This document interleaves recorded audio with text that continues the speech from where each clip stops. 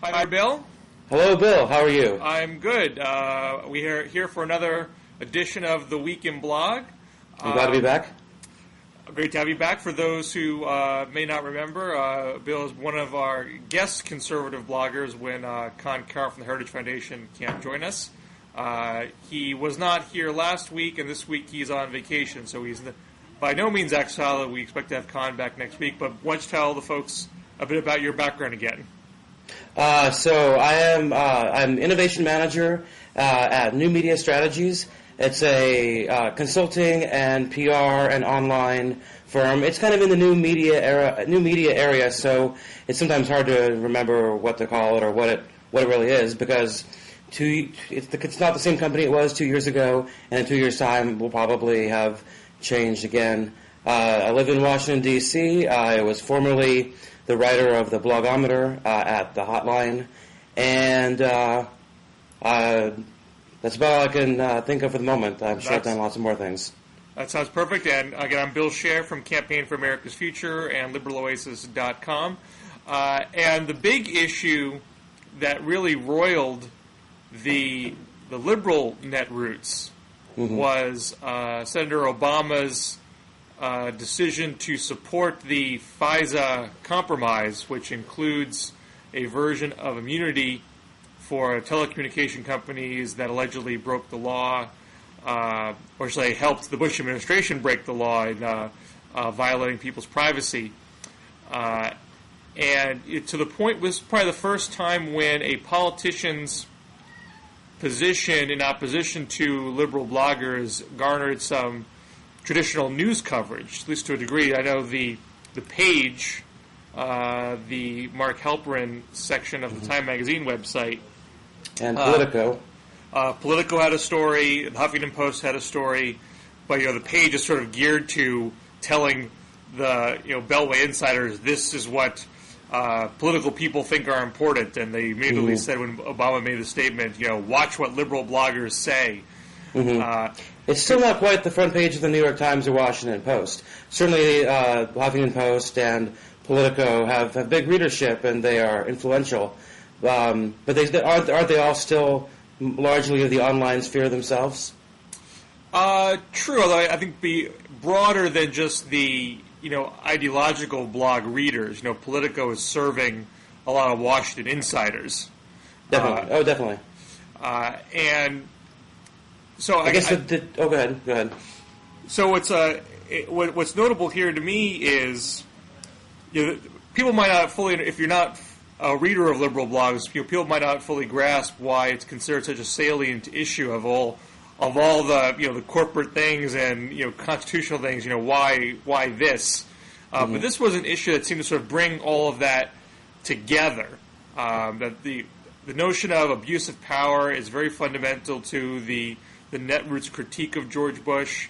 It seems to something that would argue affects almost everything else. If you don't have a president that's going to follow the Constitution, what can you do?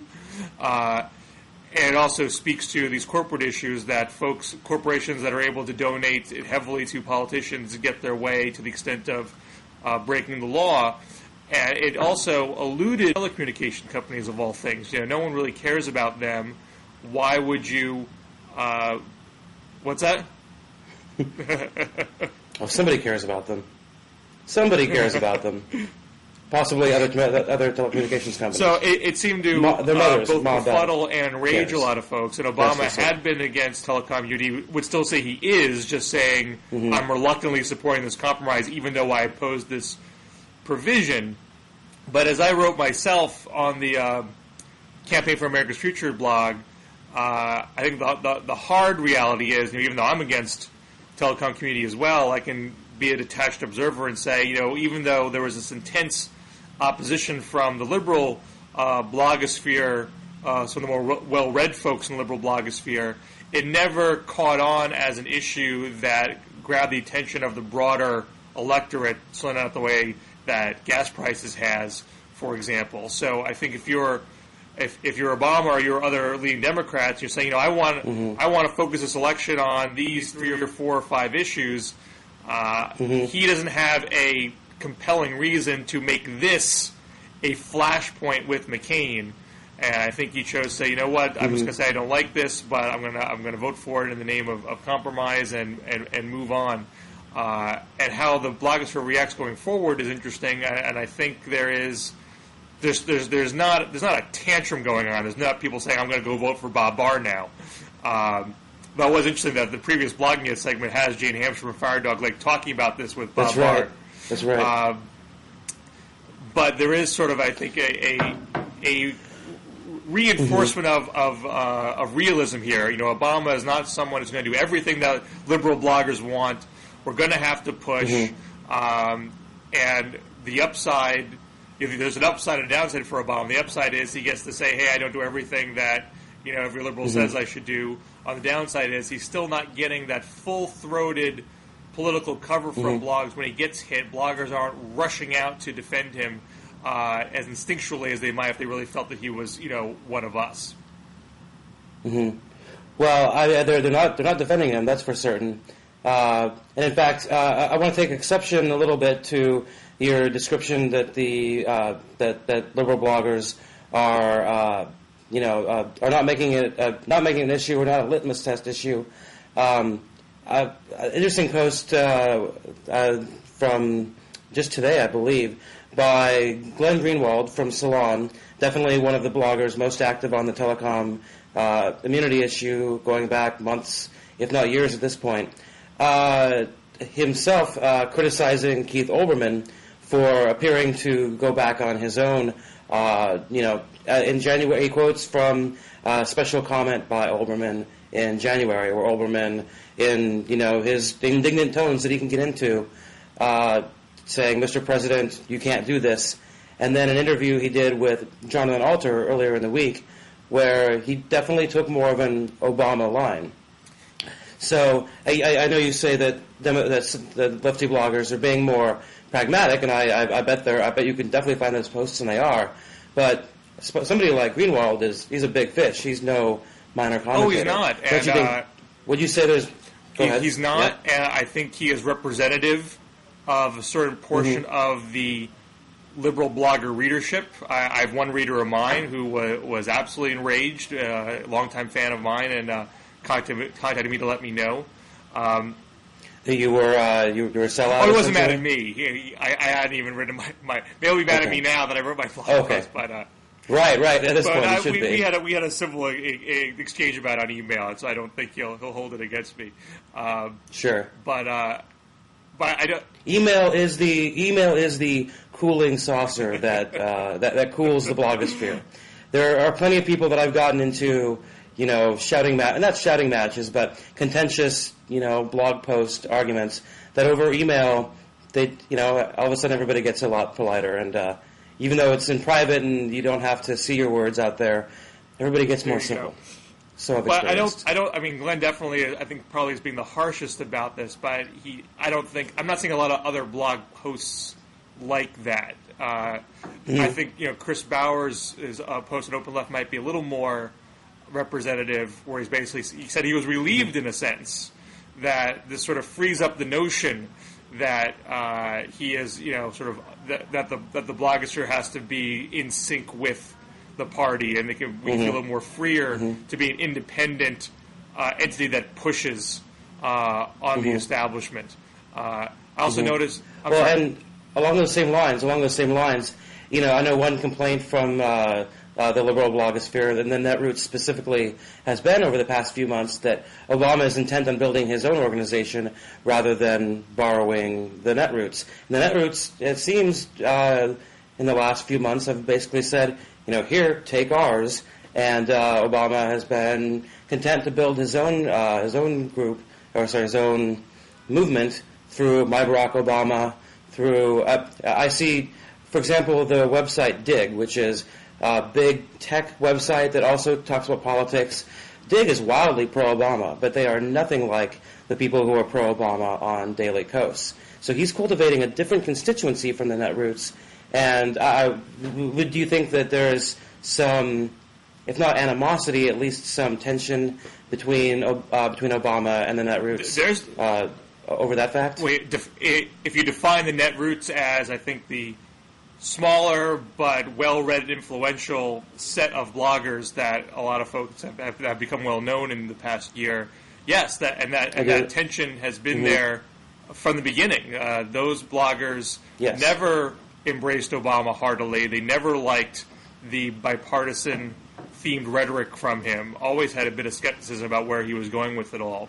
I remember back in the 2004 Democratic Convention, Matt Stoller criticized Obama's speech. I, as a libertarian conservative, thought that Obama's convention speech was pretty great. I was inspired, and Stoller criticized it on I think Blogging of the President he was writing at the time, which caused some commotion with he had a credentialing job with the DNC. And so some of these differences, they go back to the beginning of Obama's national career. Institutional knowledge of blogger history is frightening. I did write the blogometer for about a year. I've read many, many blog posts in my day. But Stoller also had, I thought, a very insightful post several weeks back recognizing that Obama was able to reach an internet constituency without going through these notable blogs, and therefore Obama doesn't feel indebted to the Netroots narrowly defined for that reason. It's a patronage issue. Sorry? It's a patronage issue, and I think it's a risk for the Netroots. It's not healthy for the Netroots to either be seen or actually be like a traditional interest group constituency. I agree. They definitely don't think of themselves as one. I think they are in a lot of ways. Well, there's some aspects to this telecom immunity battle where it felt like that a little bit, where this is what we think, and you better do what we think because we think it. And I don't mean to be insulting to my own brethren. I don't think that was the intention. Right. But I think it came across that way sometimes. And it's just not. It's not an effectual strategy. You have to be able to show that the position you were holding, there's some political logic to taking that position, not just out of sheer pressure or demand. And that wasn't successfully done. And there needs to be some oomph to it. I'm sorry. There needs to be some oomph to it. I think, for example, I'm not surprised Obama is not getting on that bandwagon. All he has to do is look back to the Democratic primary when. Now, granted, Chris Dodd was never really a serious contender at any real point during the race, but Chris Dodd was the candidate who picked up FISA immunity opposition more than any other candidate, and the Netroots loved it, as I recall, but it didn't help him in the Democratic primary too much outside the Netroots. It sadly, exposed the limited political power of the issue. If the issue had a bigger inherent constituency, Dodd could have lifted that into the first tier, and he wasn't able to. And I don't necessarily think I can put blame on anybody. I don't know if there was a way to do this better. Just when there are all these other issues going on that they're hitting people economically, it's hard to make a constitutional issue to be that salient. Oh yeah. That's I'm not surprised they didn't catch on. And even regardless of the merits of it, it doesn't strike me as something that is going to appeal to broader Americans. It's still the wallet. It's FISA doesn't affect their wallet. It's still the social issues, and FISA gets closer to that, but not exactly. Well, the other interesting, I think, Netroots development on the conservative side comes not from a blogger at all, but from Newt Gingrich. He has started an online petition on his American Solutions site. Drill here, drill now, pay less. I find it interesting on a number of levels. I mean, I thought American Solutions was dead in the water as a project. It started with some great fanfare when people thought he might run for president, and when he didn't, I don't think anyone really cared about American Solutions. The initial proposals out of there weren't terribly compelling, but this has really caught on. It has over 1 million signatures. I can't think of a liberal petition that has ever gotten 1 million signatures. In fact, Matt Lewis from Town Hall just this last week wrote a post where he compared the traffic between MoveOn.org and the American Solutions website, and the fact that it's been back and forth is actually something. The last comparison American Solutions was getting more daily site traffic than MoveOn was. Well, I have a lot of thoughts about this, but I'm curious. What do you think this means for a conservative Netroots period? Well, obviously, the conservative bloggers are excited about the actual issue and about the petition. I've seen many blog posts from from the top of the conservative blogosphere down to the middle ranks and lower.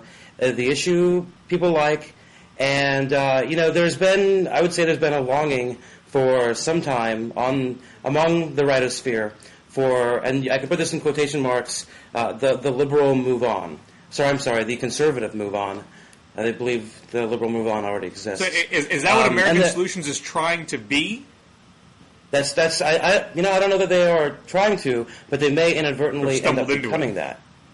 They possibly their email list, they must be 1 million strong. Now it is. Now it is. Yeah, it wasn't before. They stumbled onto a good issue. Don't forget that. MoveOn also started with an issue that galvanized people trying to move on from the impeachment. So here's an issue that is appealing to conservatives. And I have to say, here's a personal story. It was kind of a moment a couple weeks ago where I realized this drill here, drill now was getting bigger than usual. My own father, back in Portland, Oregon, recently joined Facebook just so he could see pictures of my newborn nephew. And I figured he wasn't going to do anything else with Facebook besides that. But as a Rush Limbaugh and Sean Hannity listening Oregon Republican, he had heard about the drill here on I think the Hannity show, and went ahead and signed up for it on Facebook. That's how I first saw it. From my own father on Facebook is where I got this, and I'm sure most of our fathers probably wouldn't know what to do with Facebook, and he doesn't either, but he did find that group. At that point, I knew this thing was a little bit bigger than usual. The driver of traffic here wasn't necessarily from other conservative blog sites, but arguably from more mass media operations. Yes, well, yeah, definitely mass. Talk radio and the blogosphere have certain things in common. Obviously, the blogosphere or the blogs have been touted as being the left's answer to talk radio. And, there is some symbiotic relationship between the conservative blogosphere and talk radio. Not a whole lot, though. I think Rush Limbaugh claims to read 6 conservative blogs. A couple of years ago, there was a minor row when he quoted Glenn Reynolds as the Insta pundit. Didn't know who Insta pundit was. Was quite a surprise. But then Reynolds actually doesn't call himself a conservative or a Republican, although I know lefty bloggers would certainly take issue with whether he's conservative or not. And so this may be the start of something new, where American Solutions has, as there have been a couple other groups that have tried to call themselves the conservative movement. Tom DeLay tried. The first one. Tom DeLay tried. Yes, Tom DeLay. He's one of those who tried. And, look, conservative bloggers have no love for Tom DeLay. The DeLay era is what is, people are rebelling against, and it's part of the reason why Republicans have got it so difficult right now. It's not just Bush and not just the war, and not just various issues, but it's also the delay and corruption in the House. Are conservative bloggers comfortable with a restoration of Newt Gingrich as the leader of a conservative Netroots? Yeah, I believe so. I think there's a sense that it's much better, if somebody's going to be in charge of this, much better to be Newt Gingrich, who is an ideas man. He has lots of little ideas rather than one big idea, but his reputation is of an ideas man. And he's done a smart thing in going to the web. He recently hired David Kralik. I don't know if you're familiar with him, but he is he didn't start out, as far as I know, in Republican politics. He was working, he may have always been a Republican, and probably always was, but he was working at the National Association for Manufacturers. When I first had lunch with him a few years ago, he was assistant to Pat Cleary, who was the lead blogger for NAM, which had had and still has one of the better industry association blogs in Washington. And Kralik, I guess, Cleary, he's probably not going to like this if he hears this, but Cleary referred to him as the blogger's apprentice. And in the couple of years since, Kralik has come into his own. He was just profiled in the Washington Post as Gingrich's man in Silicon Valley. And so they are out there trying to listen to how startups, think of American Solutions as a startup. Instead of a tech startup, it's a political startup. And I think that I'm not sure the details of what they're doing. I have not talked to them, but I'm definitely curious to see more out of it. I think this thing seems much more viable than Delays. Another one that was trying to be the conservative MoveOn was Freedom's Watch. I think Ari Fleischer is the point man, the lead man on that group. And Freedom's Watch has scaled back a bit. If I'm not mistaken, I think they're just focusing on the House this cycle, which is much reduced from being the conservative MoveOn. All right. Well, I guess the other thing that was very exciting for the conservative blogosphere today was the Supreme Court's ruling on the D.C. gun ban. What has been the actually how to steal from Andrew Sullivan, how orgasmic has the reaction been on the conservative side? Oh, it has been so. In fact, in a way, it's almost not even interesting to talk about because it's obvious. Conservatives, across the board support affirm an individual right out of the Second Amendment. Have always thought so. Are definitely pleased to see the court agree as such. And hold on. So what's interesting, almost more interesting to me about it, is the reaction from the liberal blogosphere. Have you read around liberal blogs talking about this? There's very little reaction in the liberal blogosphere on the subject. Is that what you're getting at? It's actually not. Now, I wrote a post just this afternoon at my site, blogpi.net, cross-posted to The Next Right, which is actually co-founded by my colleague John Henke, who I think joined you a week or 2 weeks ago. He did. And here's what. Today I was reading through the blogs, trying to get a sense of where the left and right was going with the issue. And on the left, gun control has faded as an issue. I would say the left has bowed to political reality in a lot of ways, that it's not a winning issue, have consciously given it up.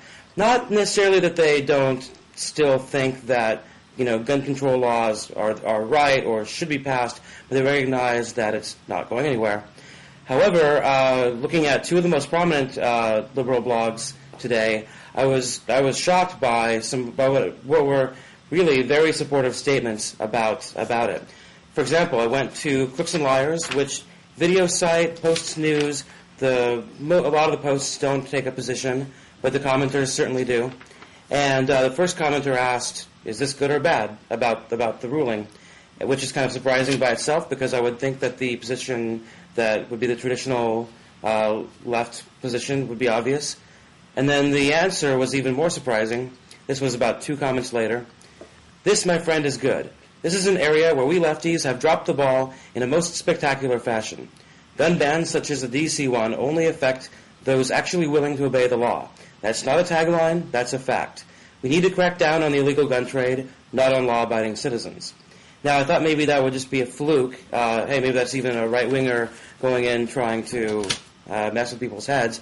But then I went over to Daily Kos, where certainly reputations are well known, or they're easier for outsiders to tell that somebody has a long history or not.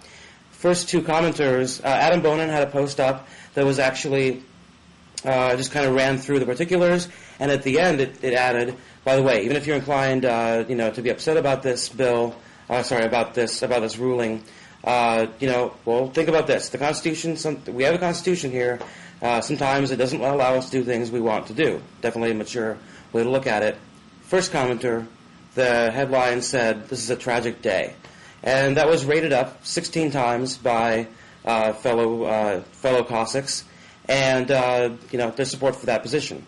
But then the second comment visible was a reply to that comment, and the headline just said "disagree," and then explained why the ruling was a good one.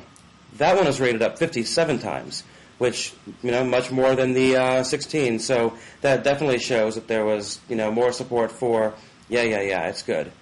I'm curious why you think that this is the case, because I was not expecting to find that. Well, I think there's two things going on there. Number one, there is a bona fide libertarian streak on the left, as there certainly is on the right. That's particularly prevalent in the blogosphere, which I think has attracted a lot of libertarian sensibility from its inception. True. And secondly, this comes down to a idea put forth by blogger Tom Schaller, who blogs now the American Prospect, used to be at Coase, used to run the blog The Gadflyer, and it was sort of a fine-tuning of something that I think folks in the Democratic establishment pushed, trying to get Democrats away from gun control as a dominating issue because it was hurting Democrats in certain states that were important in the Electoral College. And Schaller put forth in his book, Whistling Past Dixie, which posited that Democrats should forget about trying to win the South in the near terms and maybe in a generation, because you were never going to get past God, gays, and guns in the short term. But the interior West, you only had to get over guns if you're going to have a chance to have your message be heard in those states, and that was more doable than the other cultural issues. And I think a lot of bloggers embrace that. They really see the West as something that they can help turn blue. Obama definitely has those states in his sights, particularly Colorado, New Mexico, to a lesser extent Nevada, and Montana. You saw a poll this week that Obama's up in Colorado versus McCain. So I think there are there are a lot of blogs that didn't even comment on this at all, or commented on it in a very cursory way because they just were saying it is just not worth it. It does not make pragmatic sense to take this issue head on. Let's just let it lie and do our best in the West. And most of the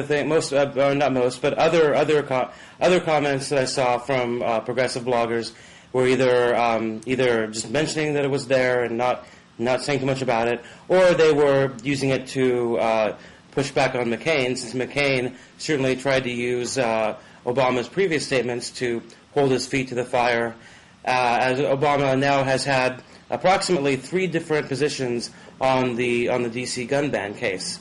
Last year, he expressed his opposition to knocking it down, his support for keeping the gun ban. And then during the debate with Hillary Clinton, he also then said that, and remember, even though he's a constitutional lawyer, he hadn't read the briefs. I mean, he's a lawyer, he certainly has a law degree, certainly was an instructor. I don't know how much he actually practiced. In any case, he had not seen the briefs, so he couldn't actually come to a position. And then the walk back started yesterday, where Bill Burton, Obama's spokesman, had a comment that the conservative bloggers today found to be quite comical, where he said that Obama's statements previously on FISA were in an inartful way of addressing what has always been his consistent position. And I don't know, that seems to me hard to say that he's had a consistent position. What would you say about that?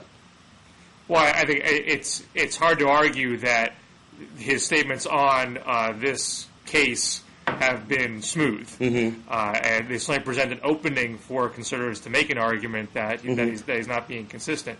I think it's harder to make that argument stick in total and establish an overarching narrative about it when there have been a number of high-profile times when he has taken a very clear position, even at the contrary to what consultants or polls might say. So I think he's developed that reputation as someone where you do know where he stands, you do know where he wants to take the country, what vision he wants to take the country. And what do you think his vision for the country is?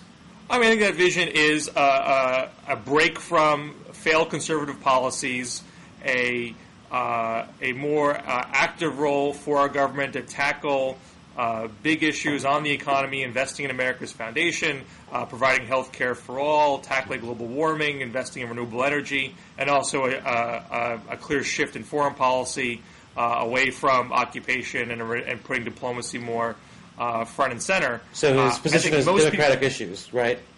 Yeah, and I think most people get that. To the extent that people don't, it's because they haven't been paying attention yet, but they will as the race ramps up. So I think it's going to be tougher. And you also have some high-profile instances, not just the Iraq speech in 2002 when it was not popular to be against the Iraq war, but with the gas tax holiday recently, now with coastal drilling, those are issues that seemed to poll well at first, but he planted his flag and made his case. In the case of the gas tax holiday, turned the polls around. Are you at all concerned? Are you at all concerned that maybe he will change his position on say offshore drilling? Offshore drilling has started to become it's picked up support from Jim Webb, who's been rumored recently to be VP. Webb has not come out for the entire federal moratorium being removed. Virginia. He's asking for a waiver for a specific area in Virginia. He's moving in that direction, though. He's moving in that direction. He's in favor of drilling off the coast of Virginia, his state. Mark Warner, the likely soon to be joining him in the Senate, also supports this. And sort of like gun control, I think it's an issue that, and this goes back to why drill here seems to be a good issue for the right. It's one on which the right is pretty sure that the middle is with them. To go back to that, there's a great quote from my colleague Soren Dayton writing about it this week about why this issue is so potent. And I don't know what Obama will do. Maybe you're right. He probably will stay, but you never know. Soren, I think Obama's planted his flag pretty. I don't think he took that position lightly. And I think this is an area where, and I wasn't going to get into this. We've talked about coastal drilling so much in past shows, but I think it's an area where the early polling could be misleading and is giving conservatives a false sense of comfort because the presumption in the polling is sometimes explicitly stated in the question. In order to reduce prices, would you be for coastal drilling? Sure, it's going to reduce prices. Well, if you can make the case that it's not going to reduce prices because there's not a lot of supply there, then that support's going to go down. And you saw this week the White House spokeswoman acknowledge that it's not a short-term answer. I'm quoting her. You had McCain saying when pressed, the benefit would be psychological, which Obama took advantage on to make his point.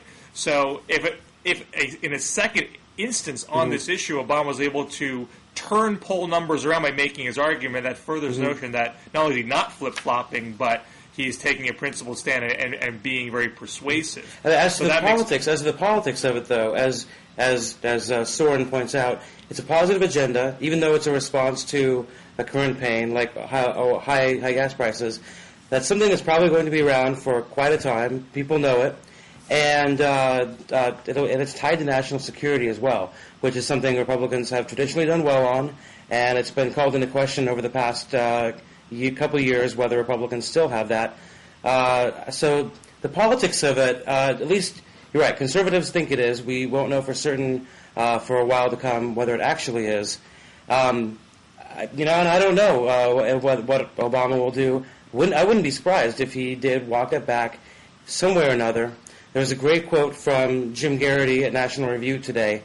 Conservative bloggers definitely had a field day with Burton's comments and the general walk back by the Obama campaign. Jim Garrity said that all statements by Barack Obama come with an expiration date. All of them. I would be truly, truly shocked if he walked back his position on drilling. That just does not add up to me at all. I think it would be politically disastrous. I think it would open up this entire argument that you're putting out there, would feed that narrative and give it option that I don't think it quite has right now. I think he's very comfortable. I mean, he's been making these energy arguments for a while now. I think he's happy drawing these contrasts. I think he sees Republicans not having a lot of credibility on energy after the last 8 years, and I think he's in agreement.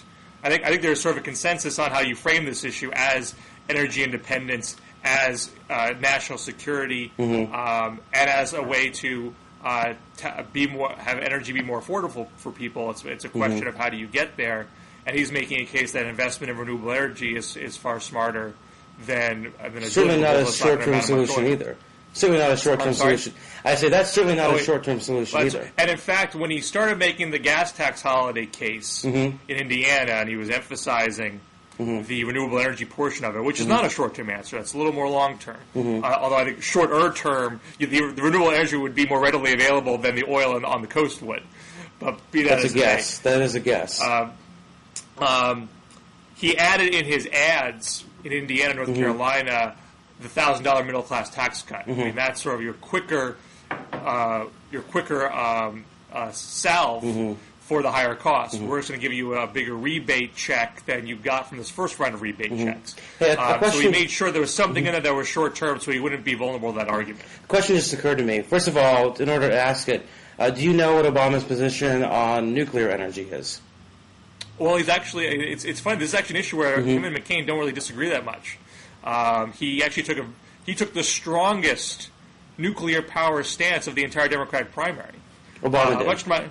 Obama did. Okay. This came up in the Nevada debate, where Edwards said he was flat against it, and Clinton said she was agnostic, and Obama said he was for it, under certain parameters. So he is not running on an anti-nuclear platform. I don't think he's emphasizing it as much as McCain is. He's not pledging 45 new plants the way McCain is, but he doesn't dismiss it as being part of the energy mix. Well, so that's what I wonder. Okay, it's enough opening for me to ask this question, I suppose. Do you think, so maybe Obama's not going to change his mind on drilling, but do you think it may force his hand to offer something, Democrats have offered renewable and, boutique fuels as options before. Everybody knows that the liberals and the hippies love wind power and solar power. And those are limited solutions. They're not going to produce the same kind of oomph, to use a technical phrase, as the combustion engine will. Nuclear power, however, could certainly produce that. And it would not for cars. It can turn into electricity, which could be used in electrical cars. Absolutely. Fair enough. Sure. So, I'm definitely in support of nuclear power. France has built many nuclear plants in the last 20 years. We haven't bought any. I think, I think Newt Gingrich should also pick up that and make a bigger issue out of it. I think he'd. I don't know where the middle is on that, but I bet I bet if the gas prices stay high, they'd be willing to keep it to. Yes. I don't think it's something that that Obama is gonna give that. The only daylight I think that Obama's gonna put with McCain on it really is Yucca Mountain. Sure. McCain has been for dumping nuclear waste in Yucca Mountain. Obama's been squarely against that. That's something that could actually lose Nevada for McCain. Yeah, I'm not really sure where else that stuff is supposed to go. There was a great episode of Penn and Teller's Bullshit from, I think, last season, where they ran through the list of arguments against putting the waste in Yucca Mountain. And probably the last one that scares people is the possibility that there would be a disaster along the railway on the way to Yucca Mountain. And so they ran a battery of tests where they actually put the container, which the nuclear waste would be traveling in, through a series of stress tests. And the stress tests involved explosions and hours of fire, and they did just fine. So there was no leak. Such a leak would be highly unlikely. I think the issue needs more education on a national level. Before. Well, it needs education on a Nevada level if McCain wants to win. No, because unfortunately Nevada will be NIMBY about it. Not in my backyard. That's going to be the bottom line. I don't think the nation is going to focus on Yucca Mountain in the race. Nevada is. True. It's Well, they're always going to be focusing on it. It's their mountain. They just happen to have a big patch of land where it makes sense to put that stuff. They got to take that, I guess. I'm sure. All power to McCain to try to make that case. Right. Should we maybe move to our next and last segment? Well, yeah, you just came from the Personal Democracy Forum convention in New York. I did. I sadly was not there. But it sounded like that there was a lot of exciting things talked about in the workshops and the hallways. What was your takeaway?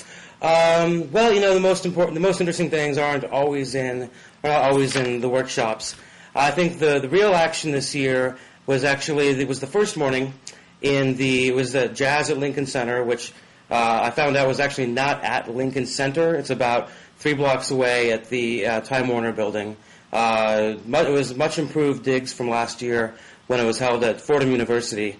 no offense to Fordham University students and alumni, but Fordham is a little bit more like a community college, and the Time Warner Center, brand new, was quite a beautiful place to hold the conference.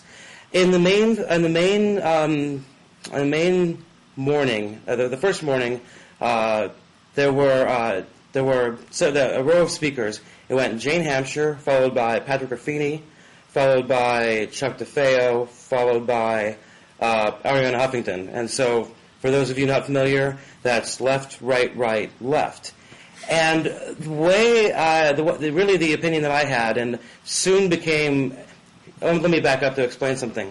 At these conventions now, everybody who's at a tech convention is constantly using their cell phone to type Twitter messages. And these Twitter messages were even being posted on the board, on the screen behind people. Not during this session, but later ones. So this thing, conferences are far more interactive than they have ever been. And I'll confess to being a co-lead instigator of a Twitter riot of sorts that morning, where I really think that the right came to talk tech. Ruffini and DeFeo had interesting presentations, and actually Jane Hampshire had a very interesting one too. I think she came as a practitioner she showed a slideshow of things she's been involved in. And that was fine. It was really Arianna Huffington that I think really put the highlight on how there was an arrogance from the left where, they weren't even talking tech so much sometimes. It's not everybody, but a few of these speakers. Arianna Huffington and Chuck DeFeo from Town Hall addressed the same issue. The question is whether the new media is new wine in new bottles or whether it's just old wine in new bottles. Well, they both came out to argue it's new wine, new bottles, this is great stuff, except Arianna gave a speech that I believe she's given a few times before, which explains maybe why it wasn't so tech-related. She said there's only one position worth reporting on global warming. There's only one point of view worth reporting on the Iraq War. The way I've been putting this to people over the past couple of days, for Arianna Huffington, binary politics is one too many. And so that was... she definitely, you can go back and look at my tweets. It's twitter.com/William Beutler. And I think I posted about 5 or 6. And there were definitely other conservatives there who were in agreement. And there were even moderate people who were like, what, did I just walk into a political rally? They were not, I think Arianna's speech did not go over too well. And then when Arianna and Chuck DeFeo sat down to talk with Mika Sifry, one of the conference organizers, DeFeo offered what was definitely a more nuanced point of view, saying, well, look, on global warming, you can certainly say, on one hand, you have a number of people over here who believe this, and then, well, you have more people over here who believe this. You don't just have to report a position, a point of view. You can explain those points of views, which Arianna didn't go for either, although I forget the details. And then, so that's sort of more inside the conference. That didn't get a lot of attention outside of. The thing that viewers and you probably are more familiar with is the plenary. It's a great word that is, I think, only used in conferences such as this. Plenary consisting of internet directors from the two last standing presidential campaigns and several of those that fell by the wayside.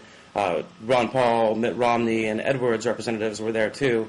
The Edwards representative, Tracy Russo, at one point during the debate, she pulled out the tech version of the age card on McCain, going back to a statement of his about how he, was not good with computers.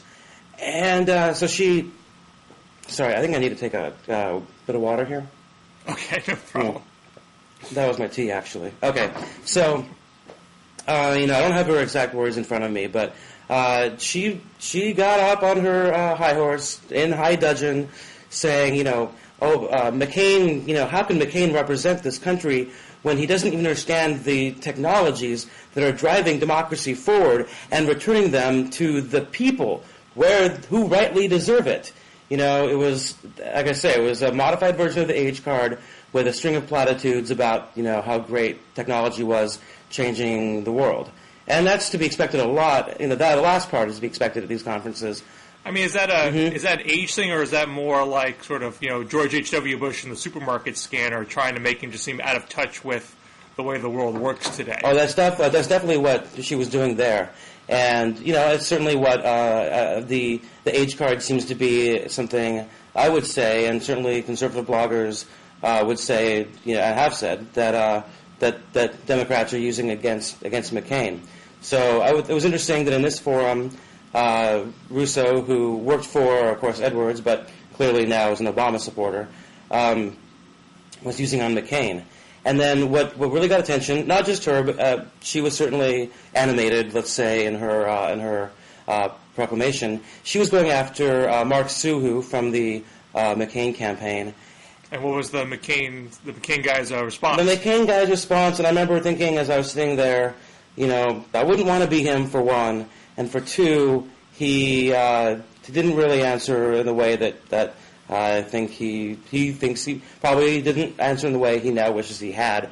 He made, the one statement that seems to be getting all the attention from the video is where he says, John McCain knows what the internet is. And that got a little bit of a laugh, as it understandably does.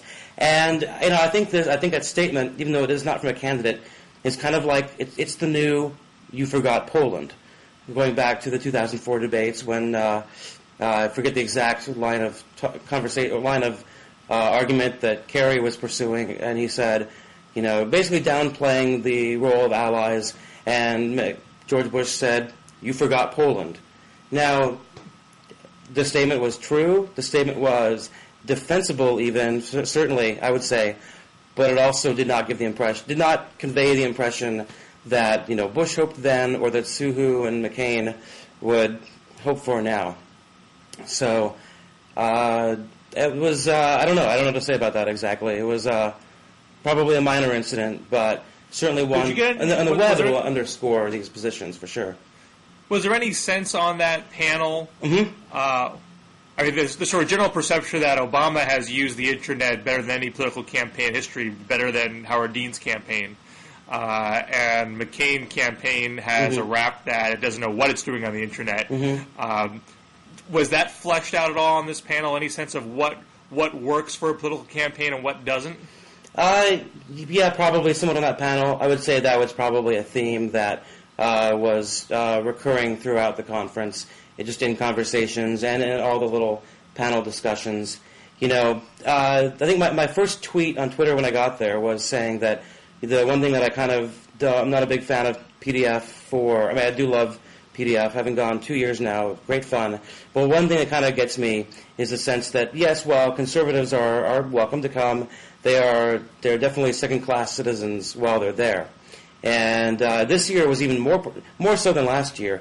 This year, I think it was a preview of, there's some not just tech triumphalism, which is there every year, but Obama triumphalism, that he has certainly had the best go. He's had the best luck and the best the strategy online over the past few months. In between speakers, in between sessions, they would put a YouTube video up on the overhead, and it was like the Baraki video and the McCain girls, and my Hillary supporting coworker, who are formerly Hillary supporting, now he's working his way around to supporting Obama. He was upset that a lot of these videos were anti-Hillary videos. So this wasn't even necessarily Democratic. I mean, of course it was, but it was very specifically pro-Obama. Maybe there needs to be a conservative Netroots conference. Well, there is going to be something like that. Netroots Nation, of course, is in Austin in July, and there's going to be a concurrent conference called Right Online, sponsored by a few groups, but Americans for Prosperity is one. And I might as well pitch it now. I'll be speaking on reputation management on Friday afternoon. Well, when and where? I don't know the name of the hotel, but it'll be Austin in the middle of June. It's going to be during Netroots Nation? It'll be happening concurrently, yes, same time as Netroots Nation. Well, that's very exciting. It will be. Maybe I'll have to pop in. I hope to see you there if you do make it down. Well, that's not a bad point to leave on, is it? I don't think it is. All right. I think. Well, Excellent. thank you very much. I'll talk to you later. Excellent. Okay. Take care. Bye-bye. Bye.